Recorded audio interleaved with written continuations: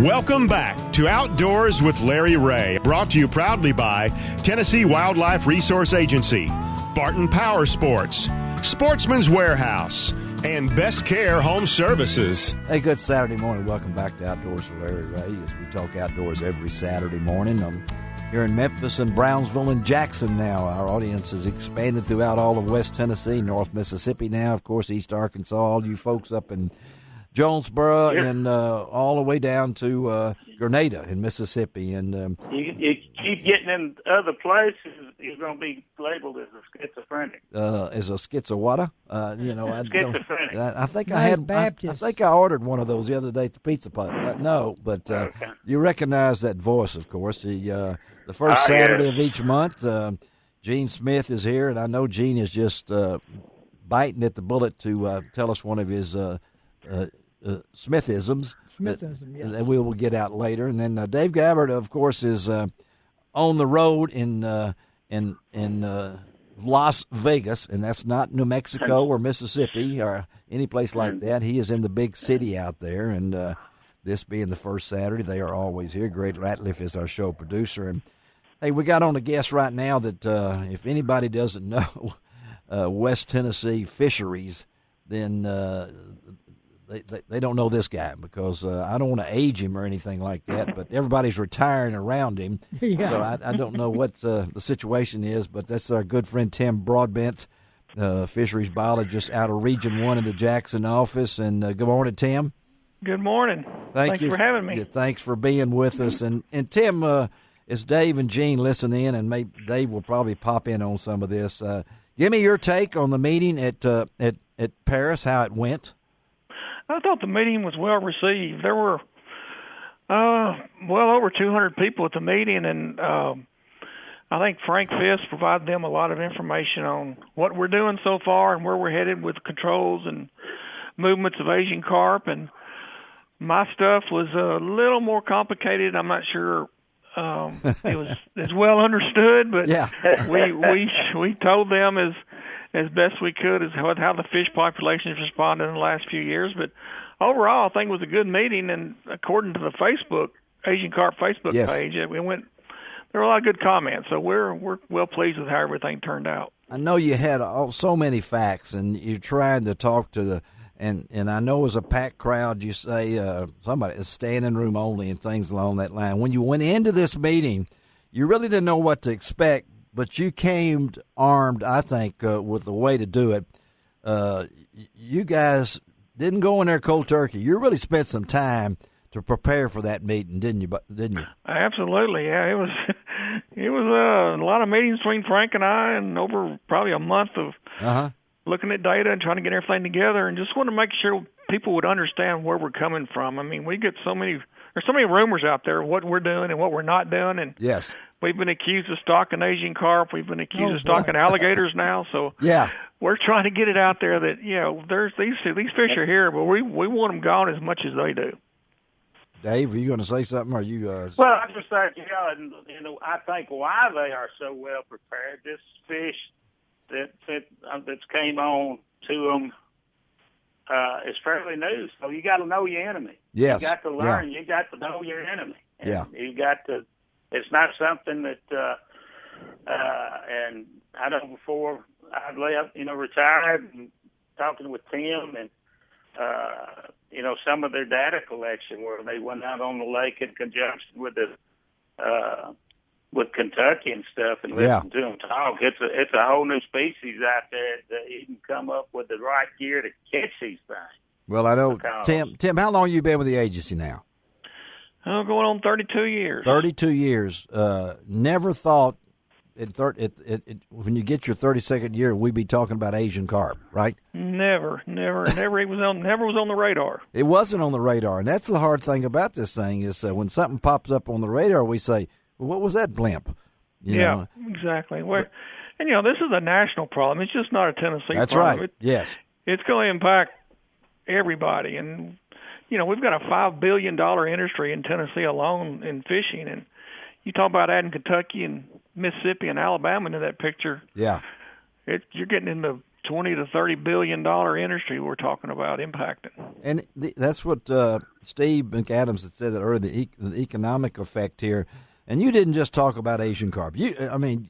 People, man, I'm sure you get bonus pay for these kind of things. Right? Yeah, right. Right, yeah, because you're the man that people will focus in on. They're circling around you, and the buzzards are over your head, Tim. And, Absolutely. And it doesn't mean just Asian carp. They say, well, what's happened to our bass population? And what about our crappie? Talk a little bit about the bass situation in Kentucky Lake. Well, the bass population is not as bad as a lot of people are making it out to be. We just came through a really good year, about a 6-year period where bass fishing was off the map. Yes. It was as high as it's ever been, and it has declined some. And what I'm trying to stress to people is that Asian carp are in the population. We're not sure what impacts they're having on our game fish populations right now. They've only been in the reservoir for 3 years, and the numbers that they're in there now, so we don't know what impacts they're having on food supply or anything like that. That's stuff we continue to look at. Mm-hmm. But the bass fishing is still pretty good. They still catch more than one fish per hour. I like that. Yeah, I can handle that. And there's had several tournaments the last month, and I think the last one was an FLW tournament. Over 100 pounds won the tournament with a 4-day catch. So, I mean, that was the extreme. The rest, I think the top 5 were had more than 70 pounds. So, the fish population, the bass population is still pretty good. Yeah, some people have a short memory because I'm like Tim. I can remember years when they would have a tournament and that 20 pounds won it. Right. They were doing good. So here you got 100 pounds winning one. Well, they're talking about where's the grass, right? I mean, you hear that comment? Yeah. I just had to respond to an angler about the grass, and how did you respond to him?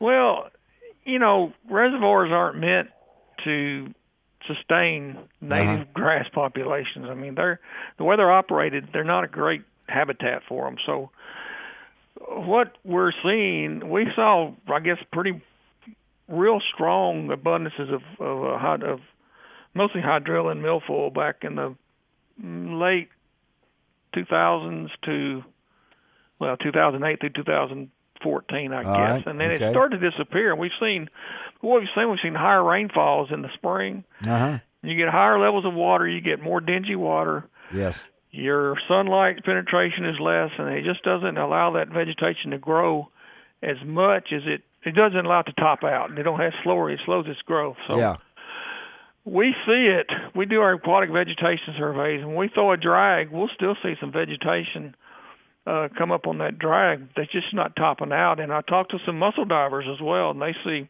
it as well. So it's there. It's just not visible. All right. So speaking of visible, then we get down to this agency lakes. Let's talk that for a minute here, because I know that we've got some lakes that are getting old. And in particular, ones that I've grown up fishing in Memphis here. Say Herb Parsons, right? 70 years old this year.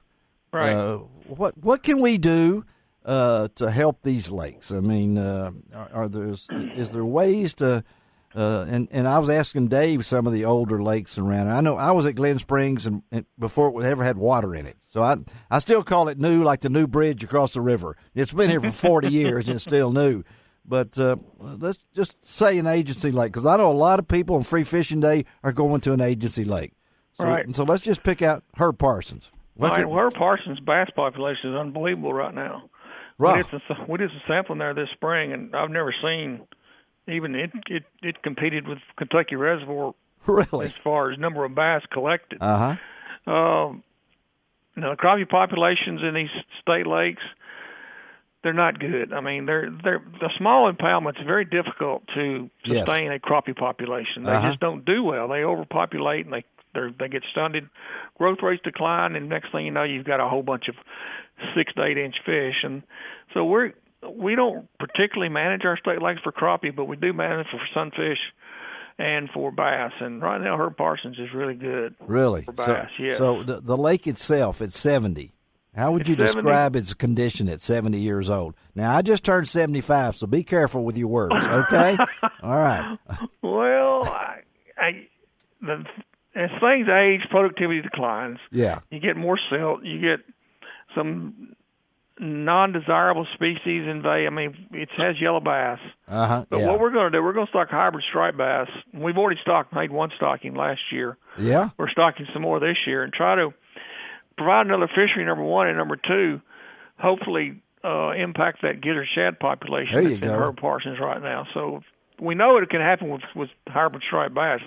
They're voracious feeders, and they can really get after shad. So we're hoping we can. When are you going to do that? When do you try to do that? What time of the year do you do it? Well, our stockings will be this summer. We stocked last summer, and we'll stock. I think we stocked 500 last summer. We're going to stock 1,000 this year, and then in some of our other state lakes, we're actually stocking walleye. Really? Okay.